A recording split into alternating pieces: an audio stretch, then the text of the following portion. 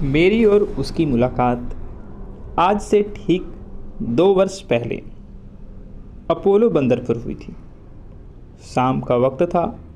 सूरज की आखिरी किरणें समुंदर की उन दराज लहरों के पीछे गायब हो चुकी थी जो साहिल के बेंच पर बैठकर देखने से मोटे कपड़े की तरह मालूम हो रही थी। मैं गेट ऑफ इंडिया के पास उस तरफ पहला बेंच छोड़कर, जिस पर एक आदमी चंपी वाले से अपने सर की मालिश करा रहा था, दूसरे बेंच पर मैं बैठा था और हद नज़र तक फैले हुए समुंदर को देख रहा था। दूर, बहुत दूर, जहां समुंदर और आसमान घुल मिल रहे थे, बड़ी बड़ी लहरें आहिस्ता आहिस्ता उठ रही थी और ऐसा मालूम होता था कि बहुत बड़े गदले रंग का कालीन है जिसे इधर से उधर समेटा जा रहा है। साहिल के सब कुमकुमे रोशन थे जिनका अक्स किनारे के लरज़ा पानी पर कपकपाती हुई मोटी लहरों की सूरत में जगह जगह रेंग रहा था। मेरे पास पथरीली दीवार के नीचे कई किश्तों के लिपटे हुए बादबान और बांस होले होले हरकत कर रहे थे। इसी के दौरान समुंदर की लहरें और तमाशियों की आवाज़ एक गुनगुनाहट बनकर फिजा में घुली हुई थी। कभी कभी किसी आने या जाने वाली मोटर के हॉर्न की आवाज़ बुलंद होती और यूँ मालूम होता कि बड़ी दिलचस्प कहानी सुनने के दौरान मैं किसी ने ज़ोर से हूँ की कही है। ऐसे माहौल में सिगरेट पीने का बहुत बड़ा मज़ा आता है। मैंने जेब में हाथ डाला और सिगरेट की डिब्बी निकाली, मगर माचिस न मिली। जाने कहाँ भूल आया था। सिगरेट की डिब्बियाँ वापस जेब में रखने ही वाला था कि पास से किसी ने कहा, माचिस लीजिएगा क्या? मैंने मुड़कर देखा। बेंच के पीछे एक नौजवान खड़ा था।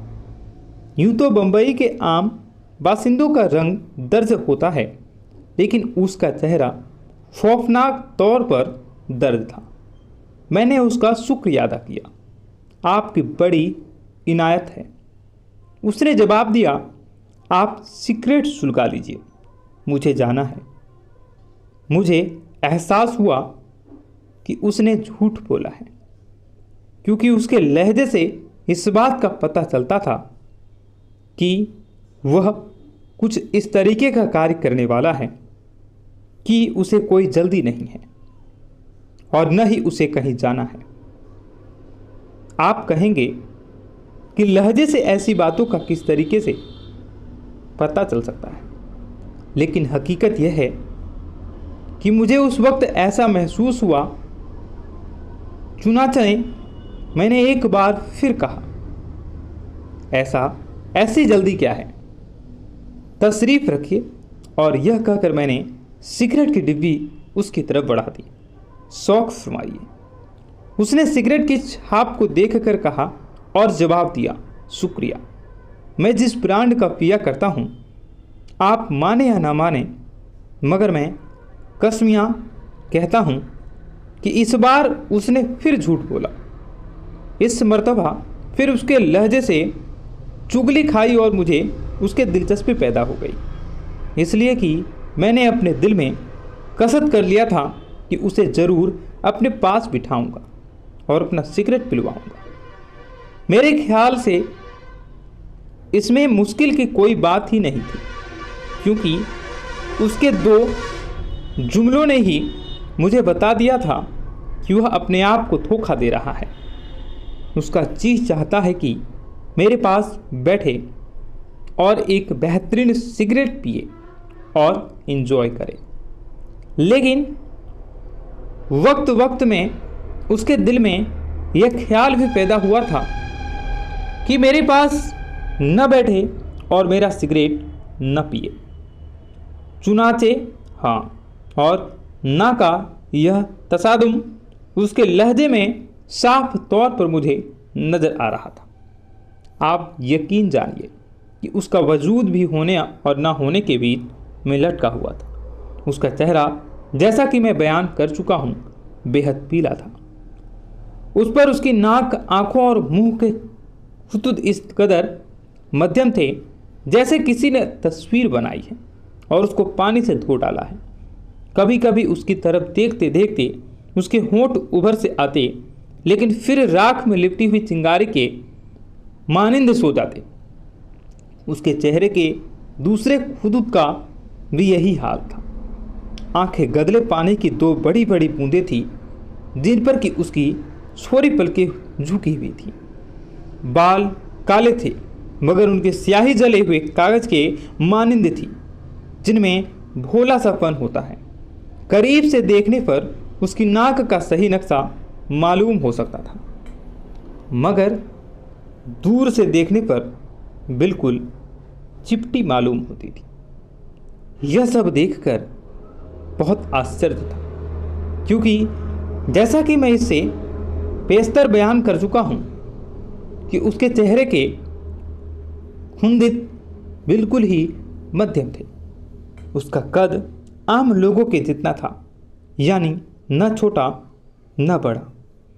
अलबत्ता जब वो एक खास अंदाज से, यानी अपनी कमर की हड्डी को ढीला छोड़ के खड़ा होता था, तो उसके कद में नुयामा फर्क पैदा हो जाता।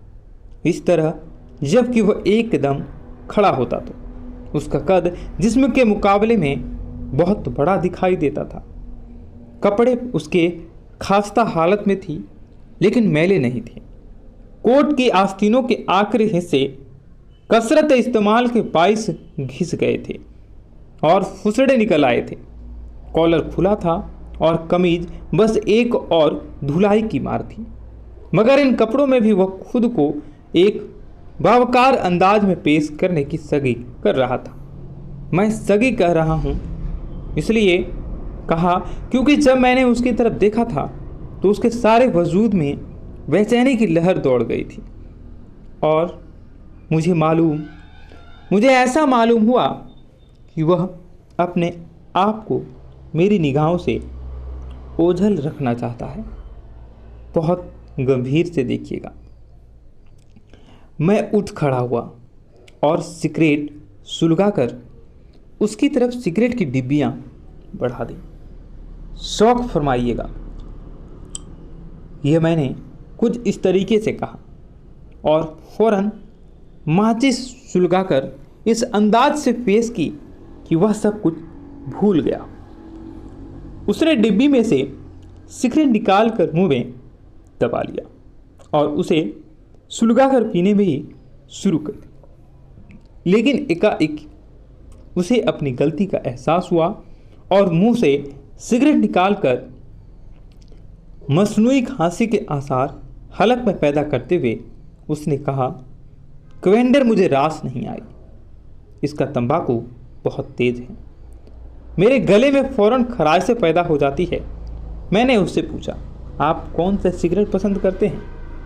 उसने तुतलाकर जवाब दिया, मैं दरअसल सिगरेट बहुत कम पीता हूँ, क्योंकि डॉक्टर अरुकर ने मना कर दिया है। वैसे मैं 3 फालूफ पीता हूँ जिसका तंबाकू तेज नहीं होता। उसने जिस डॉक्टर का नाम लिया था वो बम्बई का बहुत बड़ा डॉक्टर है। उसकी फीस 10 रुपये है और जिन सिगरेटों का उसने हवाला दिया वह बहुत कीमती है। उसे मुतकिल आपको भी मालूम होगा कि बहुत महंगे दावों पर मिलते हैं।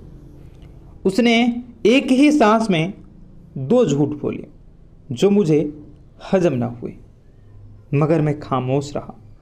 हालांकि सच अदा करता हूँ, उस वक्त मेरे दिल में यही ख्वाहिशें चुटकियाँ ले रही थी कि उसका गलाफ उतार दूँ और उसकी दरोगोई को बेनकाब कर दूँ और उसे कुछ इस तरीके के शर्मिंदा करूँ कि वह मुझसे माफ़ी मांगे। मगर मैंने जब उसकी तरफ देखा तब इस फैसले पर पहुंचा कि उसने जो भी कुछ कहा है उसका जुज्व बनकर रह गया है।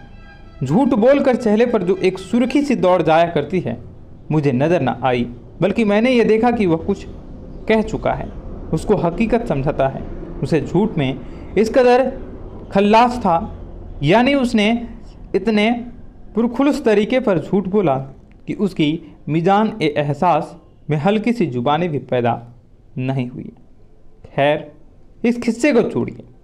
ऐसी बारीकियां में मैं आपको बताने लगूँ तो सफ़ों के सफ़े काले हो जाएंगे और अफसाना बहुत खुश्क हो जाएगा। तो ऐसे में उसने धीमे लहजे में कहा, आपका फरमाना बिल्कुल दुरुस्त है, मगर क्या पता है कि आपसे फिर कभी मुलाकात ना हो। इस पर मैंने कहा, इसमें शक नहीं, बम्बई बहुत बड़ा शहर है, लेकिन हमारी एक नहीं बहुत सी मुलाकातें होती हैं। बेकरार आदमी हूँ, यानी अफसाना निगार। शाम को हर रोज़ इसी वक्त, बशर्ते कि मैं बीमार ना हो जाऊँ, आप मुझे हमेशा इसी जगह पाएंगे। यहाँ बेशुमार लड़कियाँ सैर करती हैं और मैं इसलिए आता हूँ खुद को किसी की मोहब्बत में गिरफ्तार कर सकूँ। मोहब्बत पर बुरी चीज़ नहीं है। मोहब्बत उसने इससे आगे कुछ कहना चाहा मगर न कह सका और जलती हुई रस्सी की तरह आखिरी पल खाकर वह खामोश हो गया। मैंने आज राह मजाक उससे मोहब्बत का जिक्र किया था। दरअसल उस वक्त फिजा ऐसी दिलफरेज थी कि उसने अगर किसी औरत पर आशिक हो जाता तो मुझे अफसोस ना होता, जब दोनों वक्त आपस में मिल रहे थे। To be continue. जय श्री कृष्ण।